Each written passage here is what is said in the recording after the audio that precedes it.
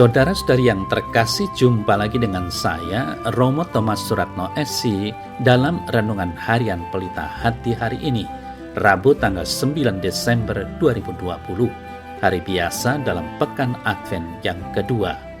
Marilah kita bersama-sama mendengar dan merenungkan sabda Tuhan, yakni firman Tuhan yang tersurat dalam Injil Matius, bab atau pasal 11, ayat 28 sampai dengan ayat 30.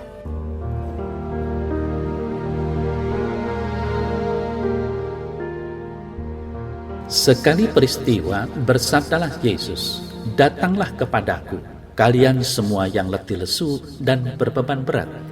Aku akan memberi kelegaan kepadamu. Pikulah kuk yang kupasang dan belajarlah padaku, karena aku lemah lembut dan rendah hati, dan jiwamu akan mendapat ketenangan. Sebab kuk yang kupasang itu enak dan bebanku pun ringan."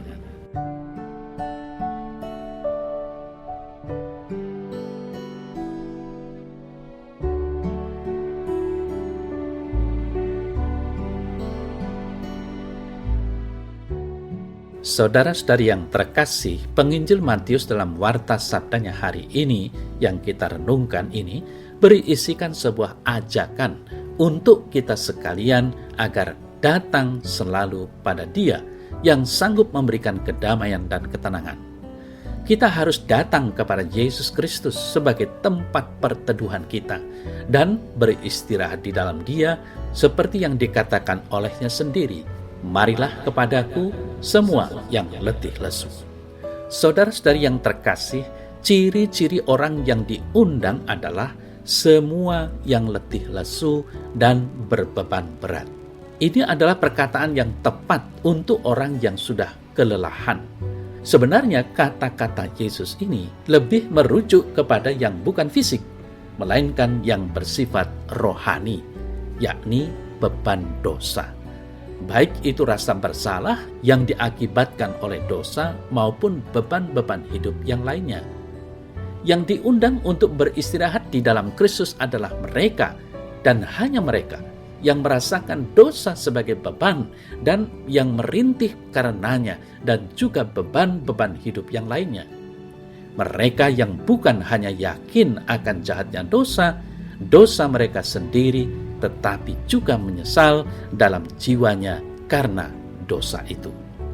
Saudara-saudari yang terkasih, ajakan Yesus sendiri adalah "Marilah kepadaku", menyatakan kebesaran Kristus yang sudah ditunjukkan kepada kita dengan mulia sebagai Tuhan atas semua, dapat membuat kita takut akan Dia.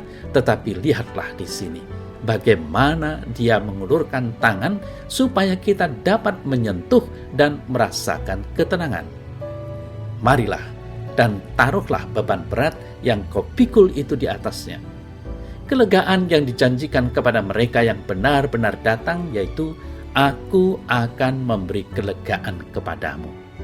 Kristus adalah jaminan damai bagi kita, yang namanya menandakan kelegaan dan penghiburan, karena Dia akan memberi kepada kita penghiburan.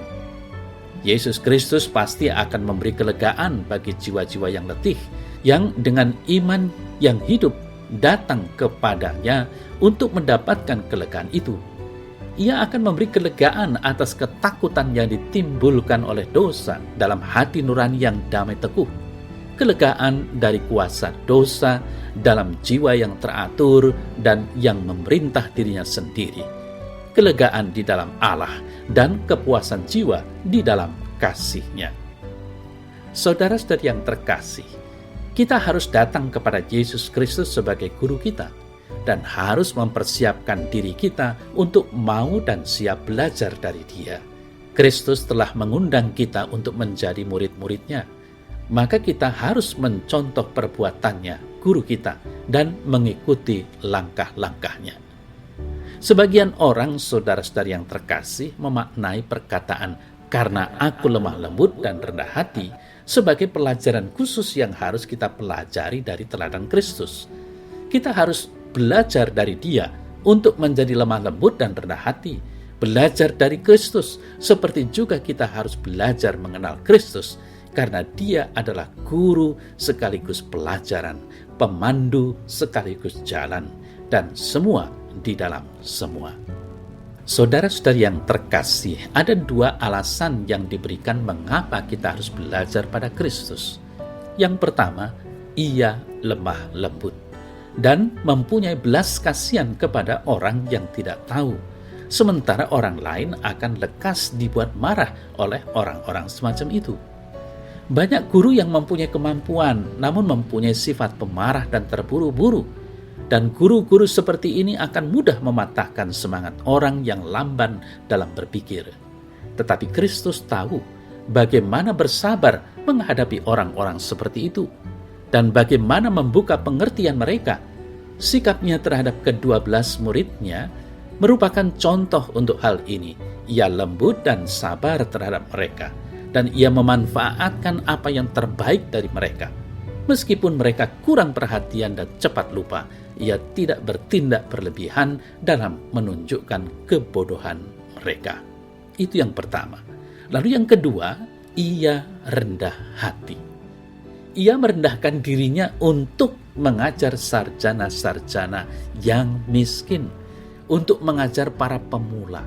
Ia memilih murid-muridnya bukan dari istana, bukan juga dari sekolah, melainkan dari pinggir pantai.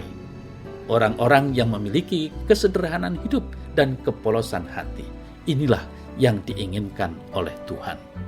Maka, saudara-saudari yang terkasih, seharusnya lah kita selalu datang kepada Dia, membawa salib-salib hidup kita, membawa segala keluh kesah hidup kita, dan meletakkannya di bawah kaki salib Tuhan. Percayalah bahwa Dia pasti akan memberikan kelegaan kepada kita.